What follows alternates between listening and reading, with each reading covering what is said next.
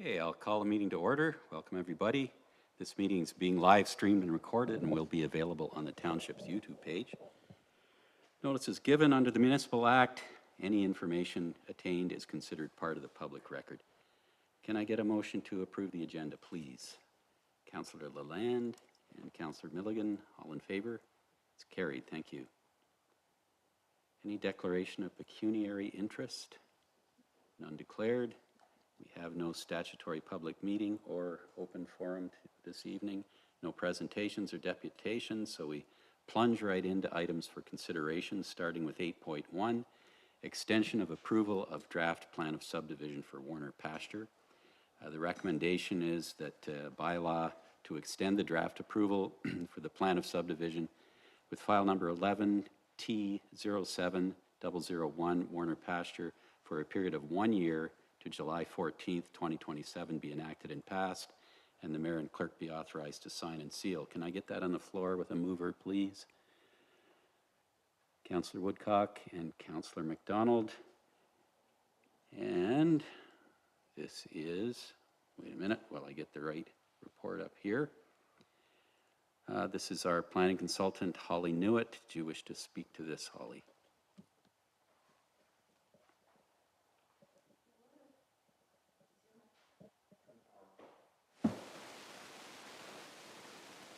We left you powerless. Sorry.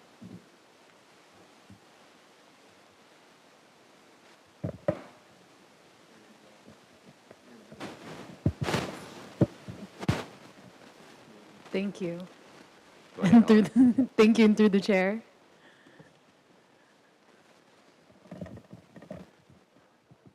Oh no, they're both working. But you gotta turn that off or there's gonna be an echo.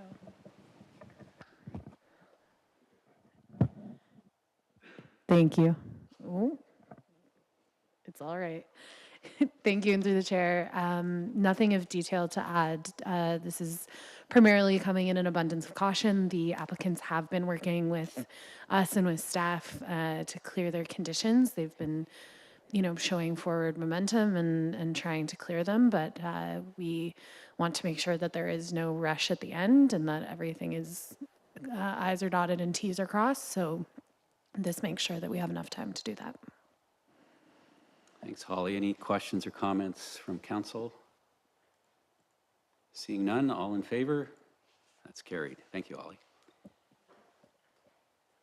8.2, respectful conduct policy. Jason, this is yours. Let me get this on the floor. Can I get a mover? Put this on the floor. Councillor Woodcock, Deputy Mayor Davison. Go ahead, Jason. Thank you. This policy is, through you, Mayor Wise, is being brought forward by staff as a policy, I guess, of last resort.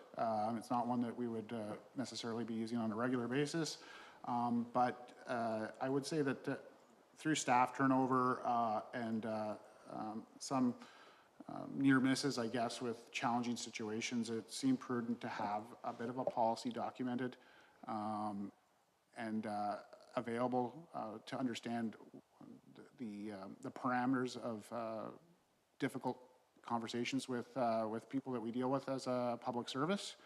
And so this policy is being presented as a framework that could potentially be used if a situation were to arise where some of the criteria is being met, where some sort of intervention is required. And this is also complementary to the violence and harassment in the workplace policy. It doesn't replace that, but it does refer to that policy, which is, again, the violence and harassment policy is a legislated requirement for every organization in Ontario to have in place, and I see this as a complement to that. I would highlight that there is a kind of an escalation process that would happen. First of all, the policy will be made available, and by virtue of being part of the agenda, it is publicly available now. But before any kind of action would be required to be taken, there would be a warning stage if it was necessary before any measures are enacted. And then the other piece is that council is the backstop to appeal. and I, in consultation with other municipalities, specifically one municipality where I got a good portion of their best practices, there was discussion around whether or not this should go straight to council if it were required. Two issues arise if it were to go straight to council for addressing. One is there's a time delay potential because you're waiting for either to schedule a meeting of council or the next available council meeting. The other more factor that is important to note is because council is the appeal authority, if council were the one making the decision initially, then you would eliminate the ability to appeal because you'd be appealing to the same people that made the initial decision. So my hope is that this policy is not something that we have to use, and it's my understanding it's a rarely enacted policy in other municipalities that have a similar policy, but it's not a policy I want to be trying to bring to council and looking for approval if we were in the middle of a scenario where we need such a policy in place. I'd be happy to answer any questions the council may have about this. Council? Councillor Lalande. Thank you for bringing this to council. I really appreciate it. Being on council for a number of years, and those of us who have sat around this table, there have been incidences where we could have used a policy like this, and I'm actually surprised that we didn't have one. So it was good to see it because it would have been good to be able to refer back to it in those difficult situations that we've faced over the last while. So thank you very much to staff for putting this together and bringing it forward to us. Thank you, Wenda. Councillor Woodcock. Yeah, so I think it's absolutely essential to be sure that staff are protected from harassment, personal attacks, endless spam, and such. But I do think there's a tension between protecting staff and a potential loss of a citizen's ability to effectively engage in a democratic process. I think it's helpful to point out that it states it's not intended to discourage legitimate complaints, inquiries, or advocacy. I like the framework of escalation, of a warning, written documentation, and a process of escalation. I think that's really fair. I like that the policy recognizes that the determination would not be made lightly. And I want to highlight some areas of concern under what constitute unreasonable behavior. Under the scope, it says, quote, likely to cause distress, disruption, or irritation. Irritation is very broad, and democratic accountability often irritates. A resident may repeatedly demand answers from FOI issues, environmental issues, planning disputes, and that could be very irritating, but it doesn't justify restrictions. The language of, quote, no legitimate purpose. Who decides if a request is legitimate purpose? That's often quite subjective. A person may really feel that what they're engaging in is very important to them. I want to mention now, before I continue, that since this document states that it is not urgent, I'm leaning towards deferring for time for public input because it potentially restricts public participation. And I want to note that it's great that staff is being proactive because we know that there is an increasing level of mistreatment and that's absolutely not allowed. And we do have policies about harassment and that kind of thing. But under the section, where's the words here? Unreasonable behavior in the document. The 8th point down, I don't have it as to what page that is. But it's sort of in the notes under kind of the definition section. There's a list of what could constitute unreasonable behavior. The 8th point down is refusing to accept a decision or attempting to reopen matters already determined through an established process. To change it to something like persistently attempting to reopen matters already determined through a process without new information in a manner that is abusive, harassing, or unreasonably disruptive. Sort of a more defined about what that might be. In democratic systems, people often continue fighting decisions that they don't agree with. They organize, lobby, run campaigns, build public pressure so that policies are revisited. And I think that's a normal part, as uncomfortable as it may be at times, of civic participation. And because it's broad and open to interpretation, it's possible that persistent advocacy could be labeled as unreasonable. We can't expect that that council has made a decision that residents must stop pursuing something. A resident can continue to push on an issue because because it's legitimate to create democratic pressure. Like that's a legitimate form of organizing and part of being in a democracy. And I think we could have maybe more refined language to distinguish between harassment and determined civic engagement. There's a couple other points. Another point, persistently approaching the township with the same issue after it has been addressed. That could be subjective. A resident, obviously, not obviously, but maybe returning to an issue because they feel that they haven't got the information properly. It may feel unresolved to them. That could be quite open to interpretation. Reasonably arguing points without presenting new or relevant information. I can see that one in both ways, where of course if someone continues to come without new information, but sometimes the person may legitimately feel that there's harm to the community and that kind of thing. This one also, the point, making a request with the intention of causing inconvenience, disruption, or annoyance to the township. At first glance, I think that does sound reasonable, but it's hard to infer someone's intent. Sometimes persistent public pressure can start to feel like malicious and like an attack, as someone might be intentionally trying to create pressure. That might mean repeated delegations, multiple FOIs, that to create a sense of urgency. And so it's just, I find some of this language could be broad, and since it's not super pressing, that maybe there's room to pause and refine some of that language, just because if it's so open to interpretation, and again, this is just me thinking of, I just see, look, again, this is like my own personal, like the erosion of like ability for people to organize in their communities is like kind of a prevalent thing. And also the other point, the language of annoyance. I think annoyance could maybe be taken out entirely. Maybe language that's more like, that strictly defines these behaviors as abusive, harassing, bad faith, rather than language like irritation, persistence, because persistence is sometimes a tactic to organize in your community, that kind of thing. So I made a lot of notes there. So that's just some of my thoughts. So I feel like because it's not pressing, that maybe there's a possibility of deferring this to like maybe fine tune some of those language, or have more time to get feedback, just because this could, again, potentially limit people's participation, and this is not a policy just for now, and I know it's not intended to be used commonly, but once we have it, it could lead to unintended consequences, so. Thank you, Councillor Woodcock. Anyone else? I also had some concern with some of the points you mentioned. Just after that section, there's demanding, refusing, no, where is it now? Oh, yes.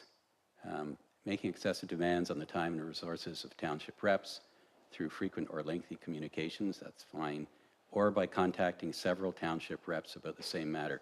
I can see that in terms of staff.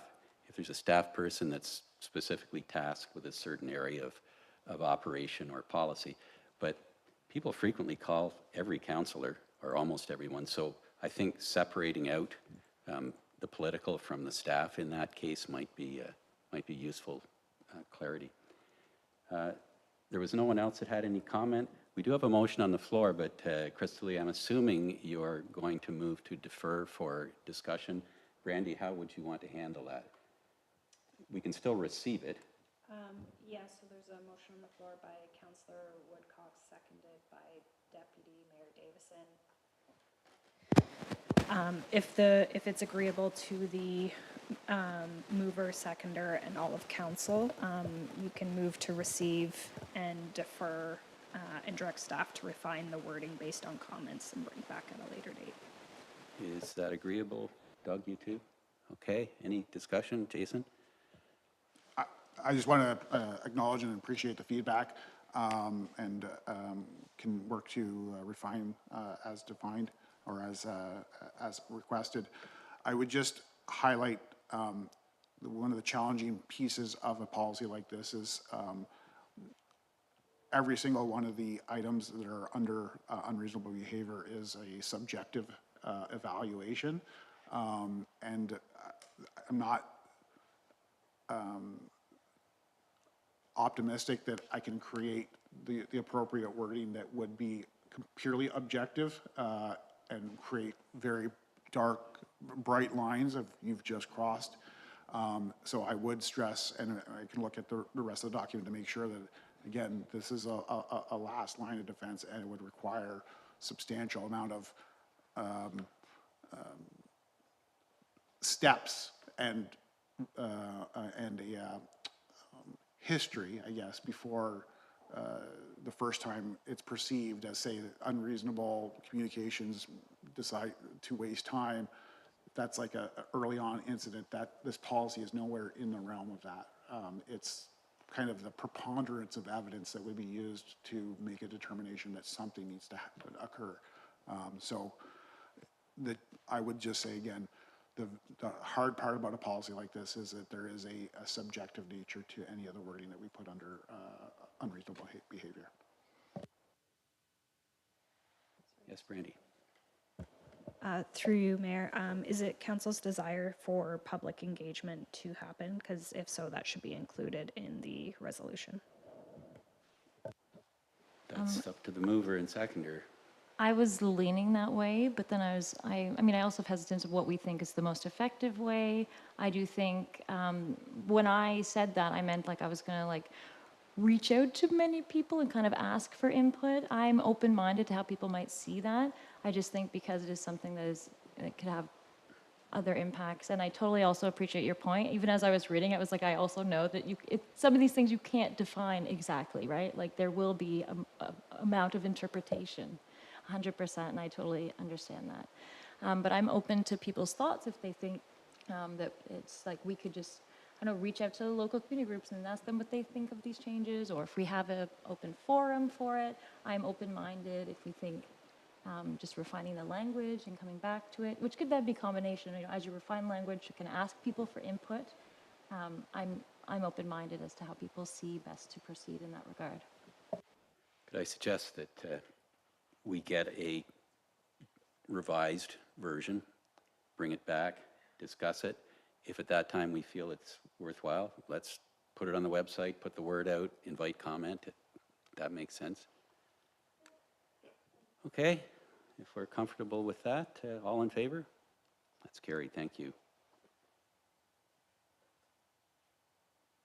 8.3 is the Naturally L&A Gravel Ride 2026 Special Event Permit Application. Recommendation is that the report be received and that council approve the special event permit application. Can I get that on the floor, please? Councillor Milligan, Deputy Mayor Davison. Randy, this is your report. Anything to highlight? Nothing to highlight within the report. Happy to answer any questions. Any questions for Brandy? In that case, all in favor? That's carried, thank you. 8.4, another special event permit. This is for the Legion D-Day special event on, I think, June 6th. And I need a mover that the report be received and that the request be approved. Can I get that on the floor, please? Councillor Woodcock and Councillor McDonald. Brandy, anything in this one of note? Nothing to add to the report, no. Any discussion? All in favor? That's carried. Thank you. 8.5 is a request from Lisa Ross Black.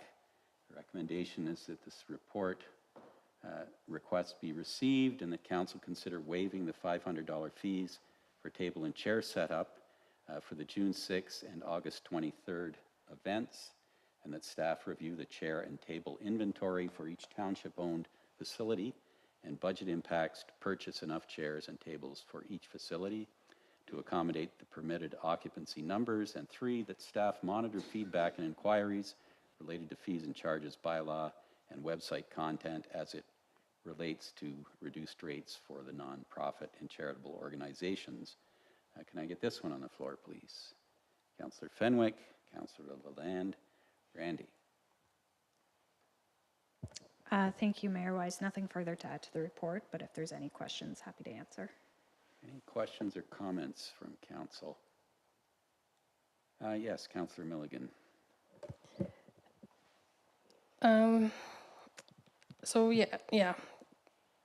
I didn't realize with all of the halls that there just weren't enough tables and chairs at the places. I've never, until a few months ago, I didn't even know that was a thing. So I'm happy to propose that we do waive the fees for these 2 events until we get it more established, or at least made more clear to folks renting what they're responsible for. For the arena, for example, if I was planning a wedding or something and I saw that you can accommodate 448 people, I feel like I might assume that meant you can seat that many people. but apparently I haven't seen the rental agreement, but I don't know that that's clear. So if we could perhaps waive these two sets of fees for now and decide whether, even if it was worded that, you know, we have seats for 150, anything beyond that is your responsibility, or just something so everybody's clear with what they are responsible for. Councillor Fenwick. Yeah, I agree with Sherry. It would make sense that especially we're seeing a bit of an uptick in rental facilities and especially in the rec center being used more and more, which I think is fantastic. We're going to make good use of these items. I am totally for the waiving the fees and taking it out of our discretionary budget. I believe that this particular event, as with other things that we use that money for, benefits a chunk of the community and not any one specific group. It will be a public event and it's going to bring people in. I think it's great. The other thing I would like to suggest is that we have different facilities that serve different purposes.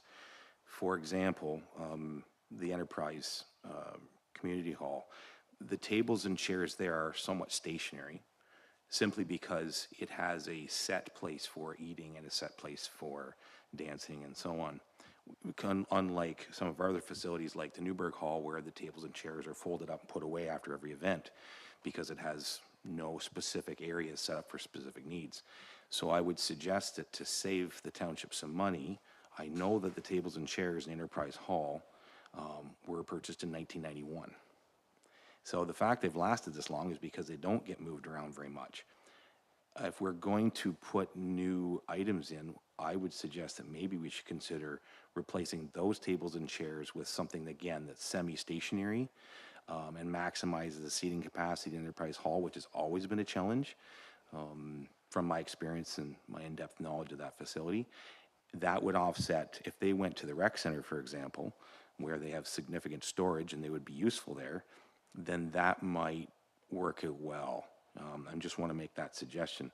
We would save some money at the rec center with buying tables and chairs there, and we would get newer items that probably need to be replaced anyways in the Enterprise Hall, and they would, again, maybe last for 40 years. So just a thought when it comes to trying to weigh it out. And I don't see the folding table concept working well in the Enterprise Hall because, again, they're semi-stationary. They don't need to be portable or foldable that much, so why do that? So I would be happy to lend my expertise on the seating arrangements in Enterprise Hall to our chief billing official, Detler, if he's interested in hearing about that, or anybody else that's involved in this decision and the layout. And I think it's been something that's been on my mind for a couple of years. So I'm kind of glad this is coming up. Thank you, Rob. Anyone else? Yes, Doug. I would just suggest that before we make any decisions on buying tables and that sort of stuff, that we have a report first telling us what the budget cost would be. Anyone else? Yes, Jason. Just also want to highlight that there's a bit of a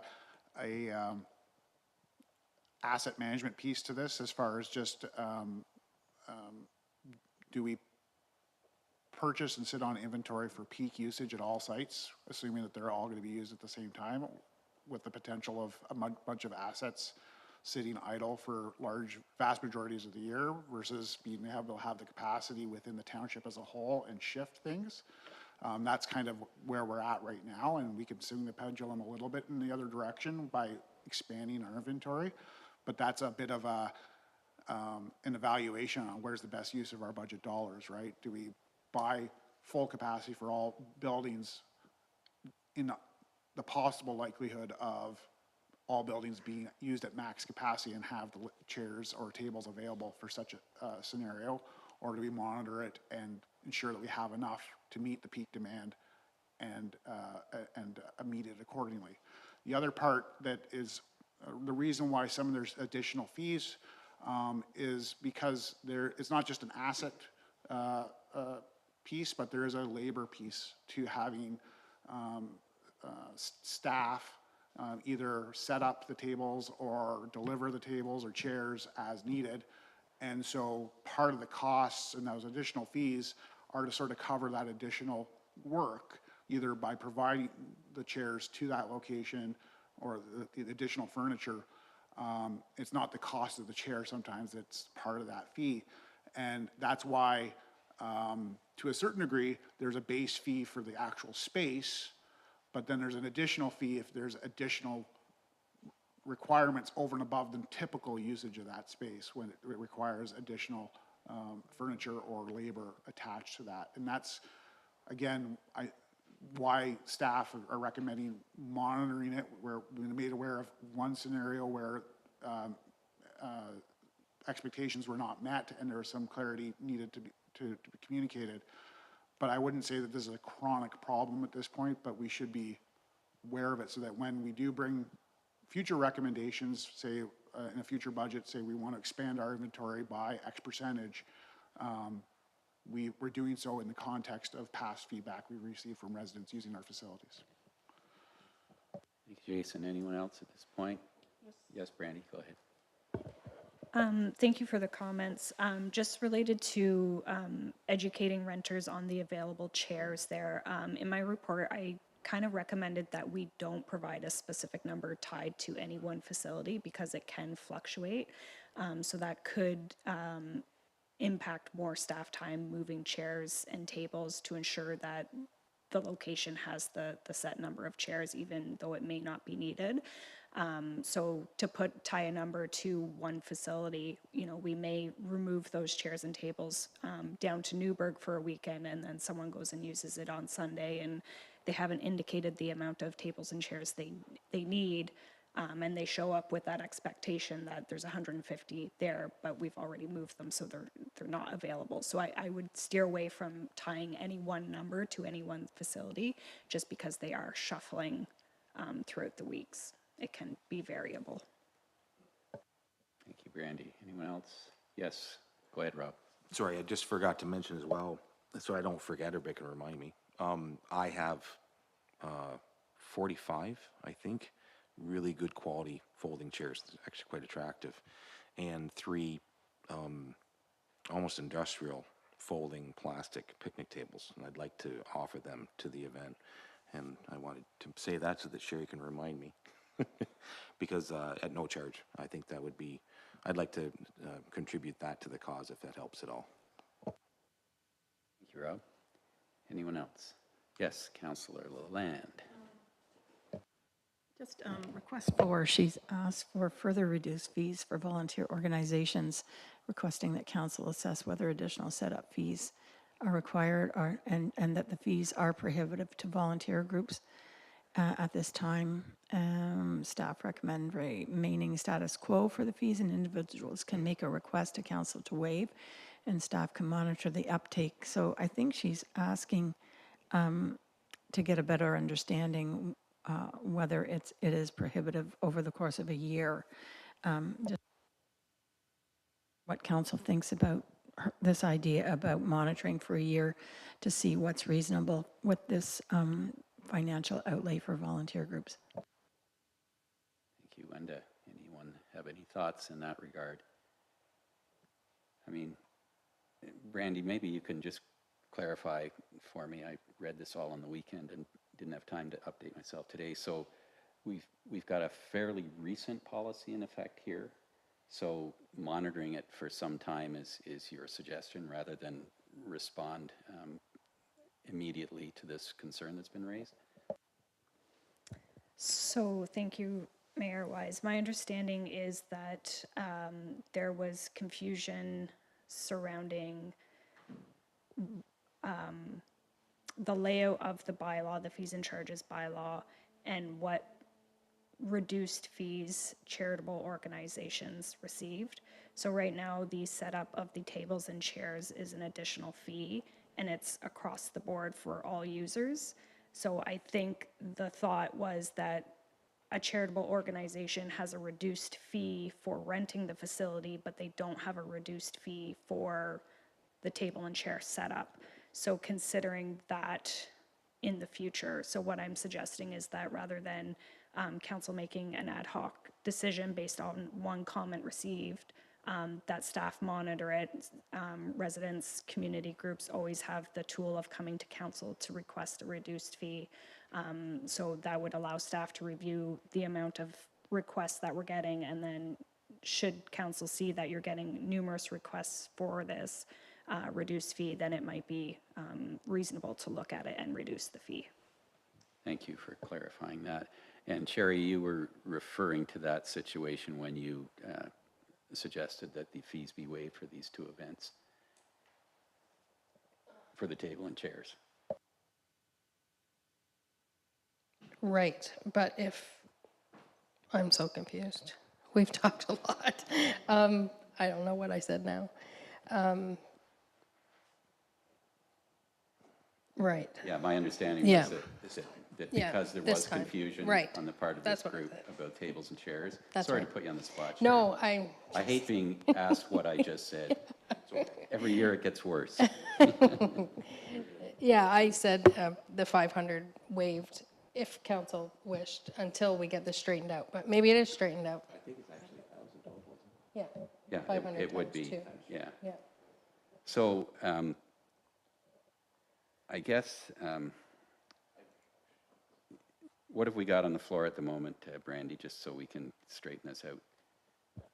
The motion on the floor is as written in the recommendation, so that council consider waiving the $500 fee for table Okay. and chair setup for both events, that staff review the chair and table inventory for each township-owned facility and budget impacts to purchase enough chairs and tables for each township facility to accommodate the permitted occupancy numbers, and that staff monitor feedback and inquiries related to the fees and charges bylaw and website content as it relates to additional setup fees and reduced rates for nonprofit charitable organizations. Which, in its debate, is what council basically came back to. So it's a well-crafted recommendation. So we're comfortable with that. We're waiving the fees. We're going to monitor what sort of feedback we get. People can always appeal. We do have a donation line in our budget, and that would go towards waiving table and chair fees. Go ahead, Rob. One minor thing, I think Jason makes a good point. I'd like to see staff bring back multiple options, not just buying everything for each facility, but also how it would look if we just tried to stockpile so we could manage it. If the facility is for Tamworth, for example, the rec center is being rented, it's the largest facility that we could pull from everywhere else, and then we can shop and compare. Well, it's Brandy's report, so I think it's maybe in her ballpark. I just add that fully acknowledging that at some point there's a trade-off, because there is a labor cost to moving this. And so what's the sweet spot? Because is it cheaper to have a big inventory versus the labor costs of moving it around? But that's part of the budget evaluation and good fiscal planning that we would like to be able to do. Okay, we're all clear. Can I get a vote on that? All in favor? That's carried. Thank you.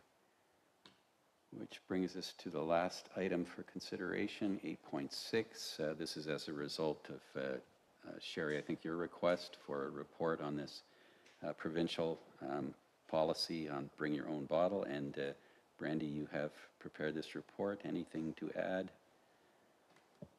Nothing further to add to the report.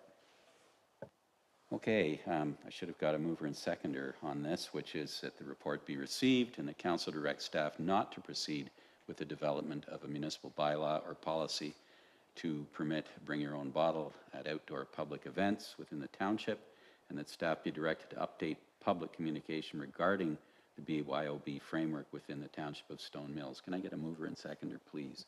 Councillor Fenwick and Deputy Mayor Davison. Any discussion?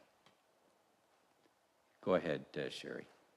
I just want to thank Brandy very much for this. It's exactly what I was looking for. I think it may still be confusing a little bit. We'll see at some of these summer events because I think people just think they can do it. So there may be some conflict. We'll see. But thank you very much. That's exactly what we need. Thank you. I just had a question. I haven't had a chance to look at this legislation. I was only even vaguely aware of it before Sherry brought it up with her notice of motion. In the province's guidelines or regs under this, I assume it's an act, is a municipality that approves an event that has a bring your own bottle policy or allowance, is it the township's responsibility to monitor that event or the organizers of the event? Through you, Mayor Wise, I think there is some onus on a municipality that approves such a permit. The permit holder is the event organizer is the one that has to apply for the permit for the BYOB, so there's still a permitting process and there still is an onus and responsibility with the organization or individual hosting the event.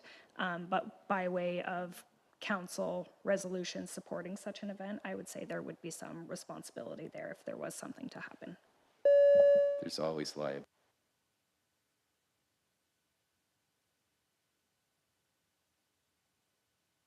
Okay, all in favor?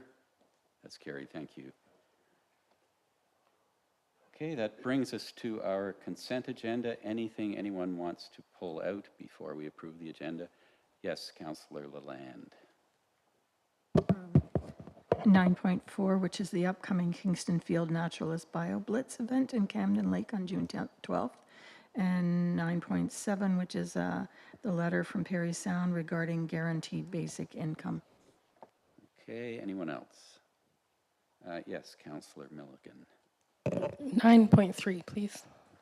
3, Sherry. Anyone else? I think I had one in here myself. Yes, 9.8. Okay, we'll start in order that it was requested then. No, let's start in order if you don't mind, Wenda. We'll just start at 9.3 because that comes first. Go ahead, Sherry. I just wanted to talk about 9. Oh, hang on a sec. Do you want to get the rest of the consent agenda approved first? Can I get a mover and seconder for the balance of the consent agenda? Councillor Woodcock, Councillor Lalande, all in favor? That's carried, thank you. Sorry. Go ahead, Sherry.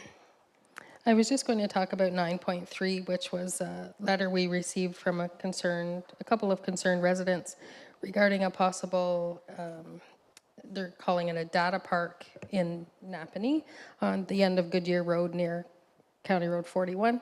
I tried to research this all weekend and there's not much to be found. It's hard to know whether it's this thing that they're proposing is a data user or a power user or a power provider. But I just want to mention a couple things that it is in Greater Napanee, so we have no jurisdiction over what they do.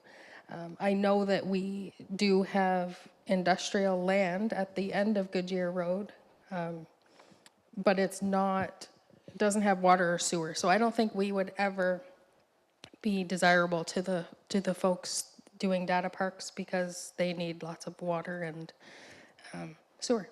So I just wanted to say it doesn't mean that we shouldn't keep our eyes and ears open about these things coming, but I don't think there's much we could do about this at all at this point.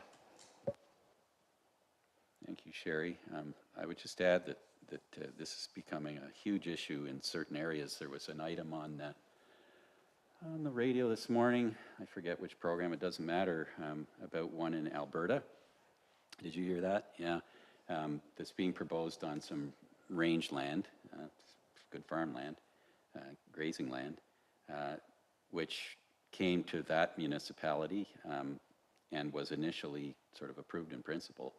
And some farmers and other residents got together and looked at the amount of water that this place is going to use, the amount of power it would use, which was enough to power almost 1 million houses in one AI data center.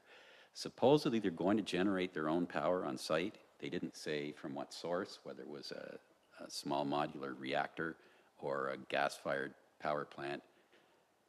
Jake, did you know? Yeah? It was all natural gas. It was all natural gas, yeah. So there's a great big carbon emission right there. And this is happening all over the world. Go to Virginia if you want to see it at its worst. It's just, they're everywhere. These big windowless places. It's pretty weird. Anyway, just one more thing to be aware of. Thank you, Sherry. Did you want to just move receipt of that then? Yes. Okay. Seconder, please.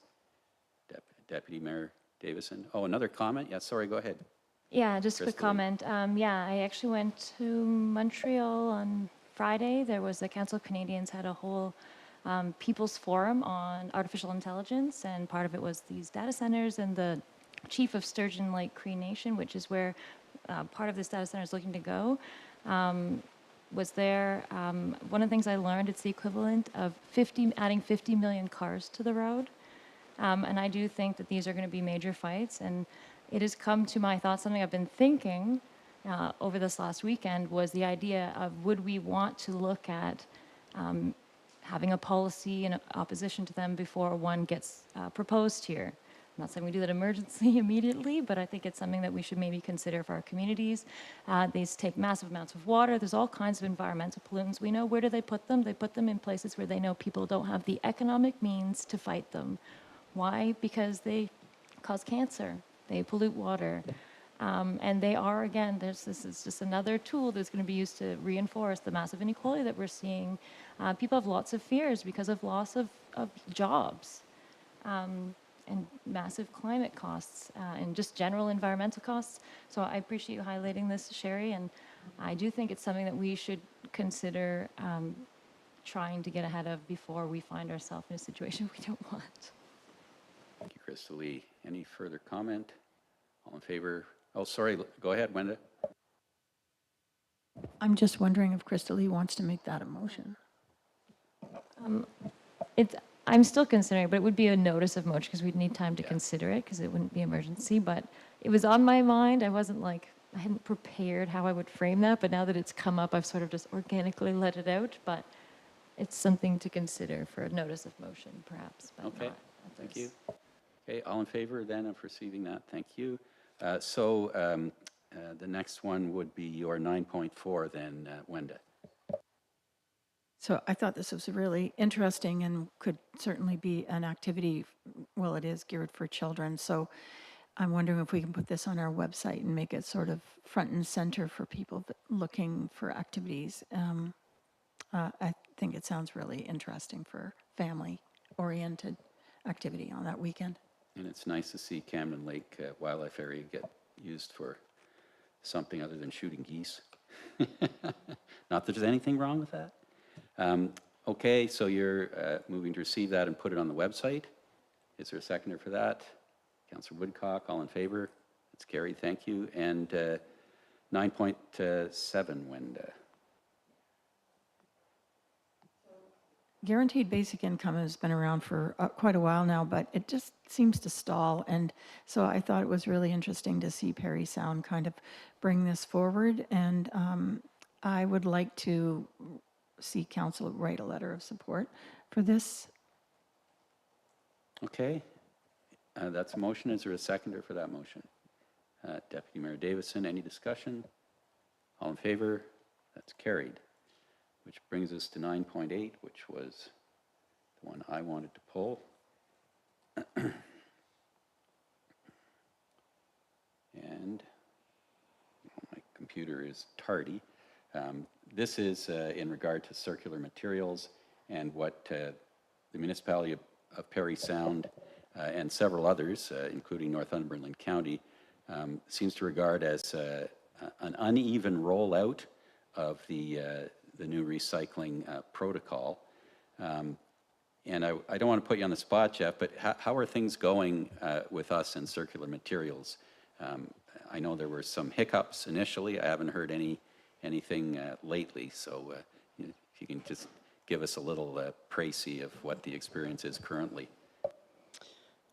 Through you, Mayor Wise, the last 3 months have been pretty smooth. We still have one curbside, hiccup once in a while. They miss an address, but fortunately we're not that large like Parry Sound, but our landfill sites and depot sites seem to be working well now. Well, that's good to hear. And I think we have figured out where the milk cartons go in our house, although every week is it in the fiber or the mixed plastic? And the guys at the landfill just say, it doesn't matter.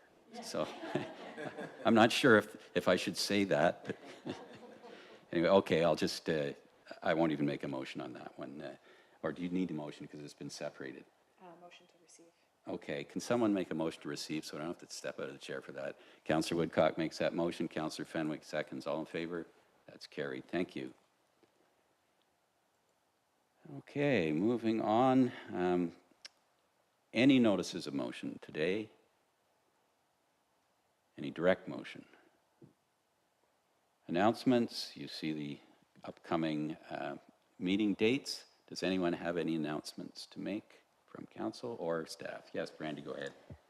Thank you, Mayor Wise. I just wanted to, rather than putting this on the first meeting in June, kind of a week into June, I did receive communication that June is Seniors Month, so some municipalities are doing proclamations, so I just wanted to provide council the opportunity to make a proclamation in advance of Seniors Month. I can read it if there's someone that wants to move and second it.